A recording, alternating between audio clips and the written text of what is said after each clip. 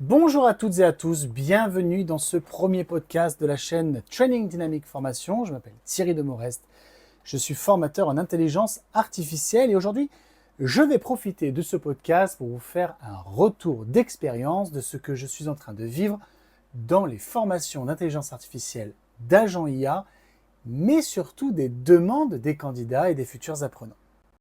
Cela fait depuis mi-2024 que j'ai lancé les premières formations sur l'intelligence artificielle et il est clair et il est net que depuis cette période-là, depuis ma première session de formation jusqu'à aujourd'hui, eh bien l'intelligence artificielle a énormément évolué et même devenu extrêmement performant. Il était donc tout naturel qu'en 2026, voire 2027, eh bien le besoin de créer, d'utiliser, de découvrir les agents IA allait forcément se présenter et c'était forcément quelque chose que nous avions, nous formateurs en intelligence artificielle, mais aussi les communautés d'intelligence artificielle, identifiées depuis l'année dernière.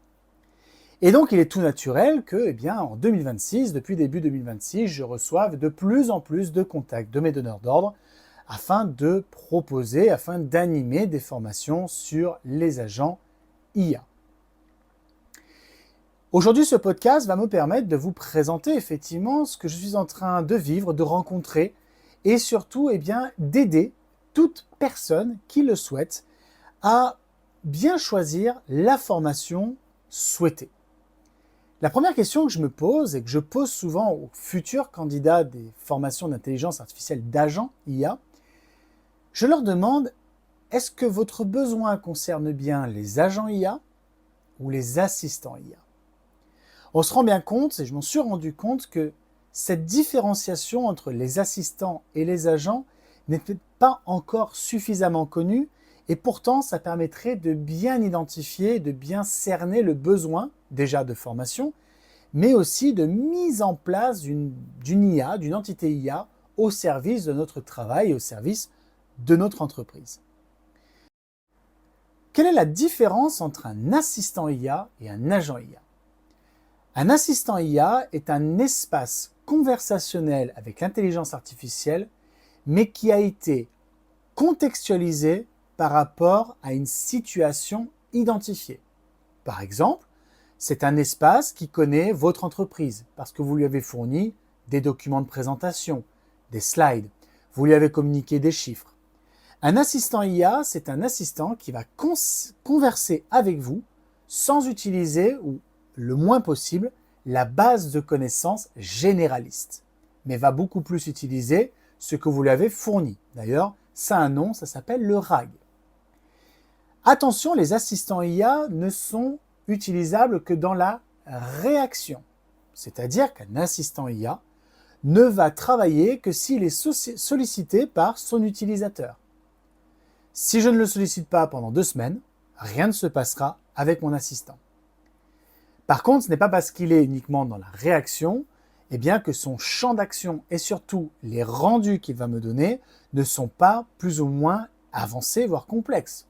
On peut avoir des assistants IA qui peuvent converser avec certains outils afin de faire des travaux qui sont extrêmement avancés. Qu'est-ce qu'un agent IA ? Un agent IA, quant à lui, est un espace de l'intelligence artificielle qui est à la fois en proaction et en autonomie. C'est-à-dire que c'est une intelligence artificielle, un petit peu comme un humain, qui va travailler selon des déclencheurs. Si vous regardez bien votre quotidien professionnel, vous êtes souvent, et nous sommes souvent, conditionnés par des déclencheurs. Quand on reçoit un email sur notre boîte mail, ça lance une action de travail. Quand on reçoit un appel téléphonique, ça lance également une action de travail. Les agents IA fonctionnent exactement de la même manière. Ils fonctionnent au travers de triggers, de déclencheurs. Soit on va les déclencher avec du temps, c'est-à-dire tous les matins à 9h, ou alors toutes les 15 minutes du lundi au vendredi, ou alors on va les déclencher selon des événements, la réception d'un email, le dépôt d'un fichier dans un répertoire Google Drive, le message qui aura été mis sur le forum de l'entreprise. Les agents IA vont donc être activés de manière complètement autonome par le biais de déclencheurs. Et ces agents, eh bien, ont beaucoup plus de flexibilité et d'action qu'un assistant parce que on va avoir un certain nombre d'outils que l'on va pouvoir travailler et mettre à leur service. Je ne vais pas rentrer dans le détail effectivement dans ce podcast des différents niveaux d'agents IA, mais sachez qu'on peut avoir des agents IA un petit peu comme des agents que j'appelle recettes de cuisine, c'est-à-dire qu'on va leur dire étape par étape ce qu'ils doivent faire, mais on peut aller jusqu'aux agents qui vont être basés sur l'apprentissage, vraiment des agents qui vont apprendre d'eux-mêmes pour s'améliorer avec le temps. Donc déjà, il est très important de bien savoir quel est votre besoin. Est-ce que j'ai besoin d'un agent ou est-ce que j'ai besoin d'un assistant? Le deuxième amalgame que je peux avoir en demande de formation, c'est est-ce que vous souhaitez vraiment être formé sur les agents IA ou est-ce que vous souhaitez avoir à disposition un expert qui fasse pour vous vos agents IA? Souvent, on va profiter du contexte de la formation pour dire au formateur j'aimerais bien qu'on travaille sur mon cas concret. C'est effectivement logique, c'est beaucoup plus concret pour l'apprenant et ça te permet de définir un cadre. Mais attention, quand on va partir dans ce cadre-là, bien souvent notre besoin peut être complexe, avec des données plus ou moins robustes, complexes, avec des cheminements qui vont demander plusieurs étapes. Souvent, je ne préconise pas les formations basées, notamment au départ, quand une personne n'est pas du tout geek, comme certains s'appellent, aiment bien se définir, j'aime pas du tout partir sur leurs besoins. Parce qu'il y a beaucoup d'affect également, il y a beaucoup d'émotions. On veut que ce soit notre sujet qui marche. On voudrait qu'au bout des 14 heures de formation, notre agent IA soit là. Mais le risque de faire ça, c'est que votre formateur va plus passer sur la logique d'ingénierie. Il va devenir ingénieur d'agent IA et non plus en tant que formateur. Et donc tout le temps de formation qui a été alloué normalement pour apprendre la philosophie de l'agent IA, le développement sur le logiciel spécifique, tout ce temps-là va être perdu parce qu'il va être consacré pour le formateur à trouver sur l'outil les bons nœuds qui vont lui permettre de faire votre agent. Et donc le peu de temps qui va lui rester pour vous enseigner sera totalement inefficace et bien souvent on en sort avec des apprenants qui ressortent avec, oui, certes, un agent, mais ne sont absolument pas capables de les maintenir ou même de les faire évoluer. Quand on vient en formation pour les agents IA, on accepte de mettre au moins au départ pour la formation, il faut accepter de mettre de côté son besoin, mais d'abord d'apprendre à utiliser le logiciel. Je prends par exemple une formation d'Excel. Quand une personne veut apprendre Excel, rarement les formateurs vont leur demander quel est leur besoin. Parce que ça voudrait dire qu'on va dès le départ mettre sur les chapeaux de roue des formules hyper avancées comme les recherches X, les recherches V, alors que la personne ne sait déjà peut-être pas faire une somme ou ne serait-ce que d'avoir la logique du égal pour faire des formules. Pour les agents IA, c'est la même chose. Avant de pouvoir faire des agents complexes et avancés, il faut déjà comprendre les fondations et puis surtout la logique de ces logiciels et la logique des agents IA.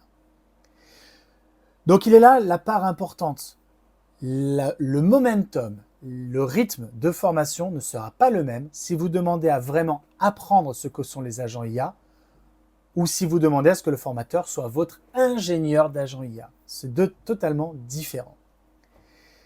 Si vous souhaitez qu'une personne vous fasse votre agent IA et vous forme en second temps, c'est une bonne stratégie, ça se fait, mais il faut être au clair par rapport à ça et peut-être effectivement demander à avoir un expert qui vous montre votre agent IA et une fois qu'il sera développé, mis en place, utilisé, là on rentrerait peut-être effectivement en phase de formation pour apprendre à le maintenir en vie et pouvoir le continuer à le faire évoluer.